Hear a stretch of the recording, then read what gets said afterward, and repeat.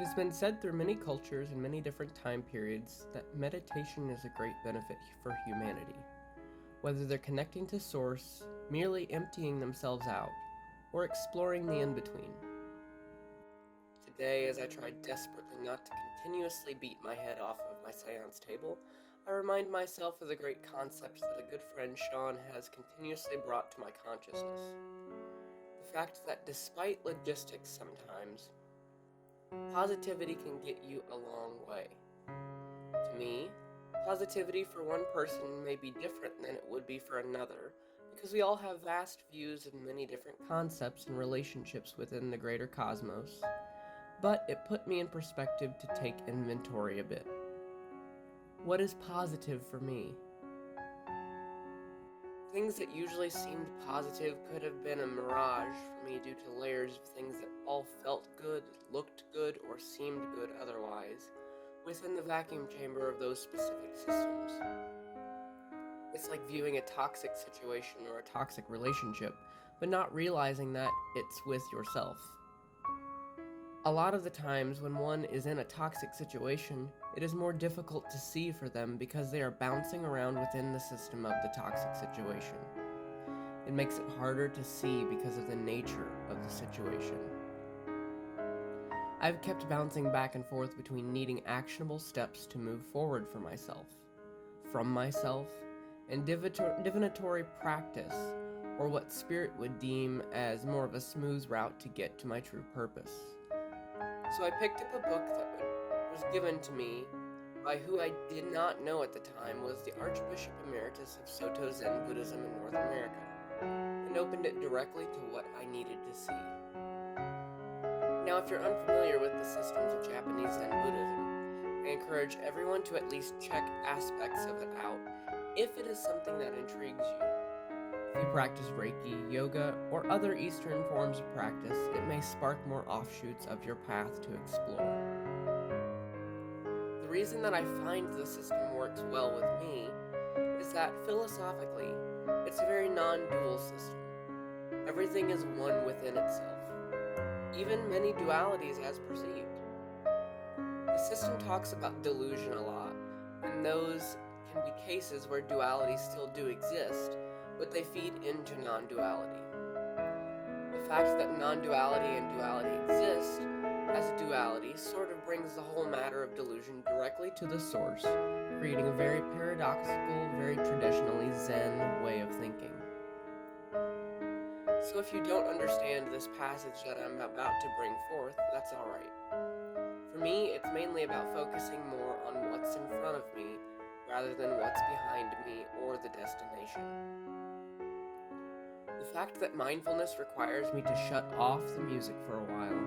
The fact that mindfulness requires me to unbusy myself for a while. One would think that this is a relaxing thing, and it can be relaxing for me after the fact. But I have this thing where I constantly have to busy myself to remain in a stasis. But the benefits to these mindful practice for me are astronomical. When is the last time you only sat down with a cup of your favorite beverage and just focused on drinking the whole thing without any other activity? When is the last time you've worked in silence?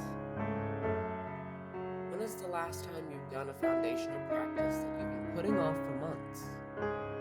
Not that you necessarily are bad for doing so, but life can get hectic and chaotic and sometimes not in a good way.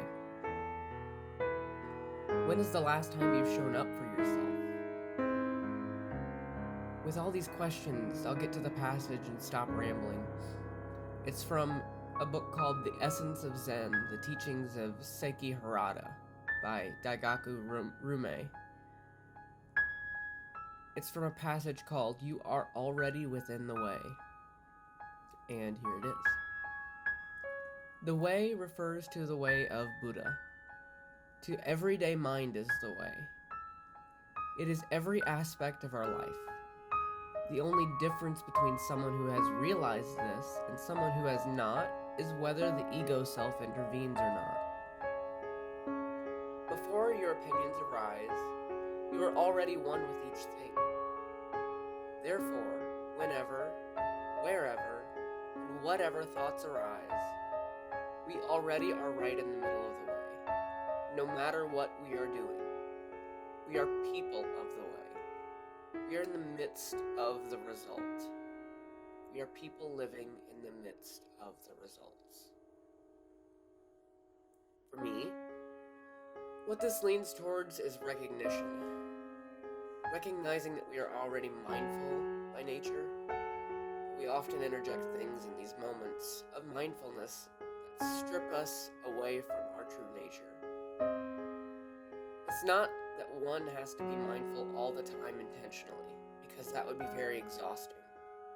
There's a reason why in Japanese Zen practice, around all of the mindfulness is a structured system of practice, even though it in itself is empty. I implore you, strip back some of those layers and realize that you can't have every day right. You can't have mindfulness all the time.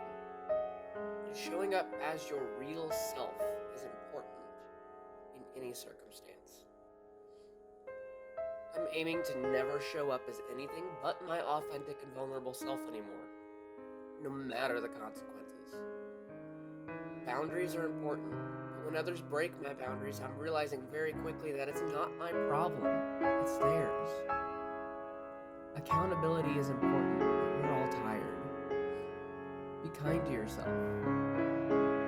Live life in every moment, looking around at all that you can bring magic to the world with. No matter how little or how much you have yourself. And you, my friend,